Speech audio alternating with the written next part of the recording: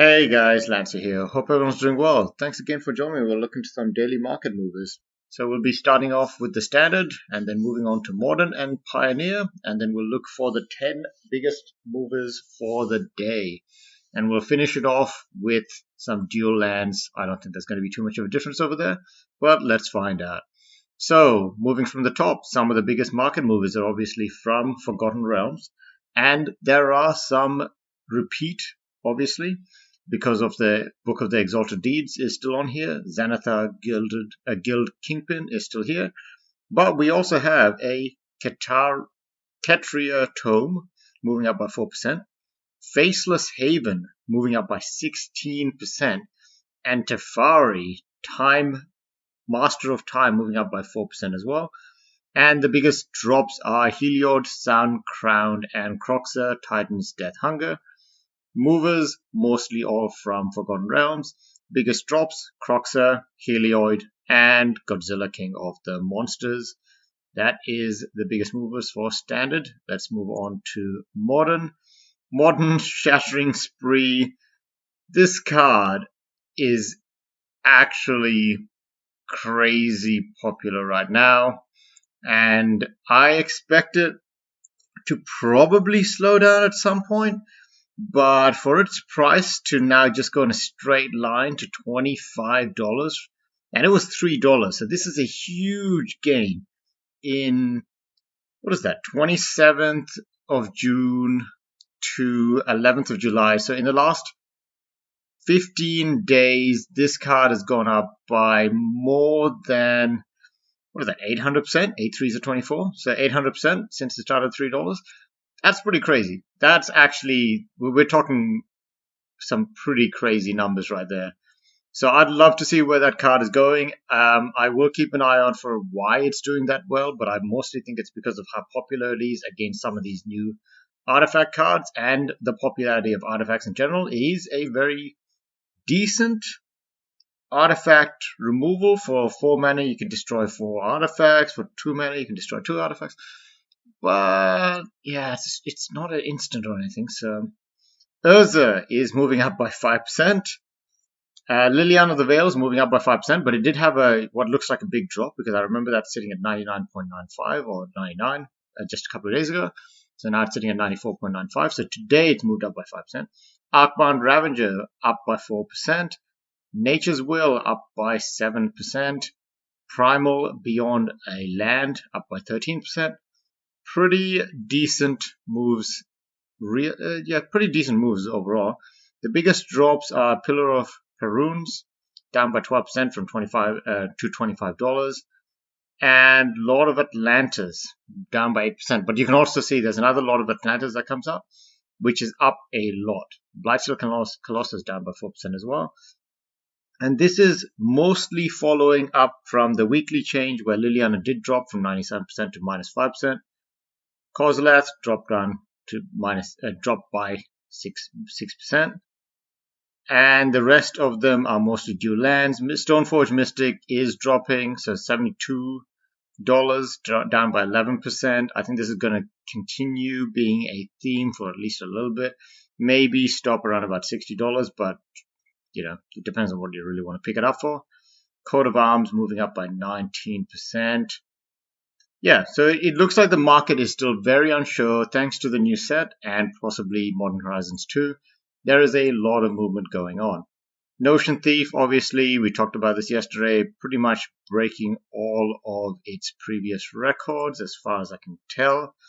Nykthos, the Shrine of the Nyx, is up by 2%. There are not many other big movers. There are not that many big losers. The biggest mover for this week has been Finale of Devastation, and Alpine Moon, and Notion Thief. Some of the more biggest drops are Primal Amulet and Thousand Year Storm, Sliver Hive, but nothing too crazy. As for Notion Thief, when he was first released, apparently he was sitting at $6.80, but now he's gone up to $6.90. So he is obviously beyond what he was earlier in his anytime, pretty much. There was a point where he was a bit popular in January 2020, but now he has spiked like crazy. So we'll come back to the dual lands. So the movers for this week going by MTG stocks. So Wall of Opposition from Legends, 3 colors, 2 red for a wall. Pay 1 colorless plus, and the wall gets +1/+0 until end of turn. It is a 0/6. It is 5 mana for a 0/6 wall that you can slightly kind of fire breathe. It is not on the reserve list. It is from Legends. It is $15. Is that worth it? I guess if you have a nice copy and you can put it up on the wall, maybe it is. Lord of Atlantis. So this is the one I was talking about. It is revised edition, 2 blue for a 2/2 Lord. Other merfolks you in play. All merfolks in play gain Island Walk and +1/+1 while this card is on the field. Yep, everyone knows this card. It is not on the reserve list. It is from revised and it is popular. It is sitting at $13. Demi Leech. This card is pretty much broken. You have to play mono blue, but it is an amazing card, and there is a reason why it's sitting at $26. But it's also a new card, so we don't really know if that's where it's going to stay. Energy Storm from Ice Age, 1 colorless, 1 white for an enchantment. Cumulative upkeep 1. Damage dealt by instants, interrupts, and sorceries is reduced to 0. Creatures with flying do not untap during their control's untap phase.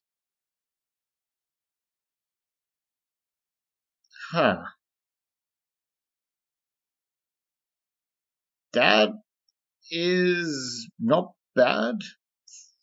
Damage dealt by instants, interrupts, and sorceries is reduced to 0. Creatures with flying do not untap during their controller's untap phase.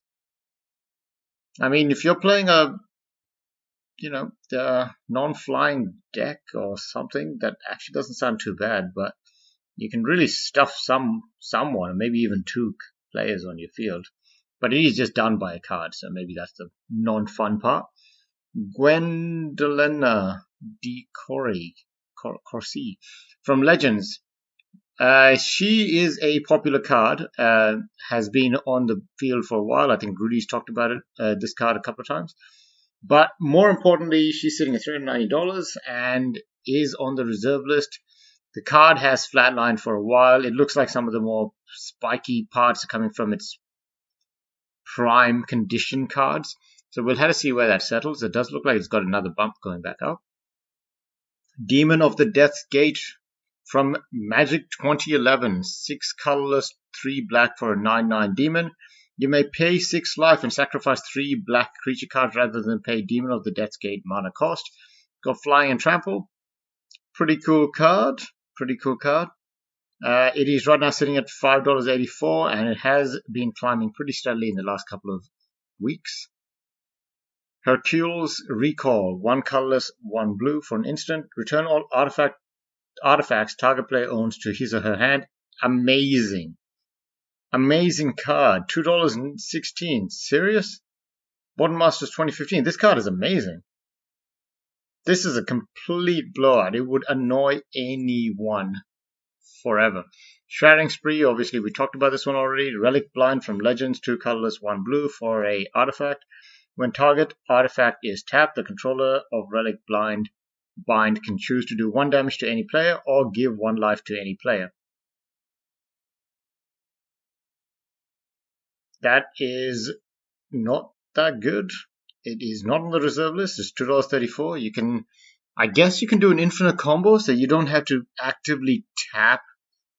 Like, tapping the artifact doesn't mean that you're tapping it to use its abilities and overriding this one. This is a after ability. So if that artifact you can tap for, maybe it makes 2 blue, and then you pay 1 blue to untap it, then for infinite amount of times you can do it. Even if it made 1 blue, that blue then untaps it, then you can infinitely tap the creature, I guess, to do infinite amount of damage to a player or players until they're all dead, which is pretty cool. Maybe there is a way to combo this card, but then it's a combo, which is not that fun.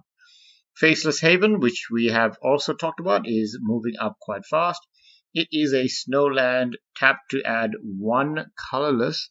Pay 3 snow. Faceless Haven becomes a 4/3 creature with vigilance and all creature types until end of turn. It is still a land. Pretty cool. Junk Diver from Commander Anthology is a 3 colorless 1/1 flying bird artifact creature. When Junk Diver dies, return target artifact card from your graveyard to your hand. Pretty decent recycling card. You can usually do some fancy stuff with it. It's sitting right now at $2.77, but there are other versions. One sitting at 74. Whoa, okay, never mind. None of them are sitting at a price that I would have considered low, so this is actually the lowest of the cards, of the Junk Divers. Voltaic Key. 1 colorless artifact. Here you go. Pay 1, untap target artifact. Can it untap itself? I actually don't know how this card works. It's $1.27. It looks pretty cool, from Urza's Saga. Seeker from Legends. 2 colorless, 2 white for a enchant creature.